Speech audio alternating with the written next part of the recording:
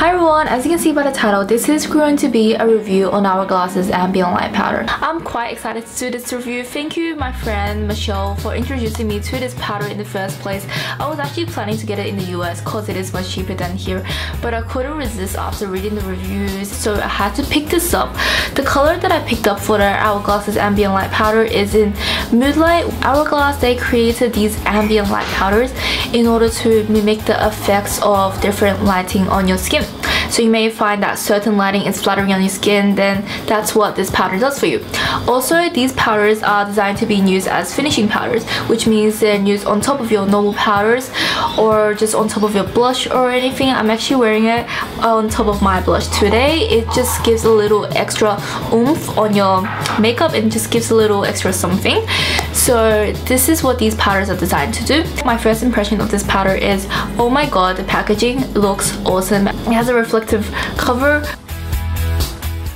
There's a mirror on this side and the powder is on this side. As you can see, it's in a compact, so it's really easy to carry around. It's not going to fall over the place. Imagine if I had a loose powder and I'm like doing this, loose powder will go all over the place. This is not the case. It just stays in there as it is in this small thing, which is pretty cool, and it's really easy to carry in a makeup bag. So this is really good for traveling and just to take around with you. And since it has a mirror on this side, I guess you don't even have to use the powder side. You can just use it as a mirror for your daily makeup checks. Price wise, if you guys know Hourglass, you know it is a high-end brand and the prices are up there. So in Australia, this normally retails for $62. I imagine in the US it retails for $45. So I would definitely say it is a splurge product and you do have to make an investment for it. Color range wise, they did have an alright color range. They had a radiant light, which is a golden color, which can give you a nice looking tan. They had diffusing light, ethereal light, dim light, which is what I was considering getting. The other two that I was planning to get was dim light and diffusing light. I decided to pick it up in moonlight. The pinky color. I picked up Moonlight because they didn't have a display for diffusing light and I couldn't try a sample or swatch on my hand. I did actually swatch the Moonlight for you on my hand from a bit earlier.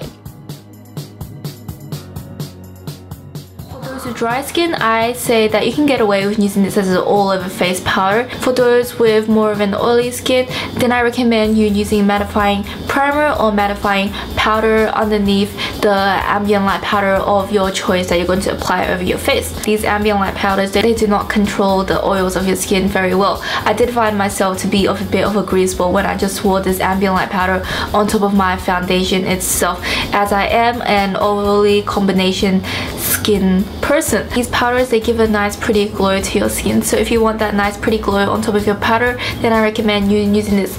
To make the best use of this product, I recommend you using this over your normal powder to give that extra glow to your skin, or you can use this as a blush, which is what I'm using today. It just emphasizes and brings out the color of your blush and gives a nice pink glow. But I would recommend if you are using it as blush, you can use a heavier hand while you're applying it. Whereas if you're using it as a face powder, as a finishing powder on your face, then you should use a lighter hand because you don't want a really like noticeable pink glow on your skin. You just want a really nice subtle looking pink glow in order to mimic the romantic evening nights like what this color Moonlight does. I was going to use this powder as a highlighter, but I did find that it did go a bit more on the pink side. This is pretty much like a more of a multitasking product. Like, I would say radiant light you can use as a bronzer. I would say that dim light you can probably get away with using this as a highlighter. Diffusing light can also use that as a highlighter and also a finishing powder. So these are all multitask products pretty much. You can use it in more than one place. So it's probably worth the investment. So overall, would I repurchase this powder again? I would say yes. But this is going to last me quite a long time. It's going to take a while for me to hit pan on these anyway, so it's not like I'm going to repurchase the Moonlight anytime sooner. But I do want to try out dim light and diffusing light just because I've seen great reviews about them. But I'll probably get diffusing light first, and this is a happy purchase. I hope this video is helpful if you're planning to find a finishing powder or any powder to give you that extra glow while also using it as a multitask product, such as on top of your cheeks as blush. Tell me if you guys have Hourglass's Ambient Light Powder or what you guys think of them in the comments down below. Subscribe and like for more videos like this, and I'll see you guys next time. Bye!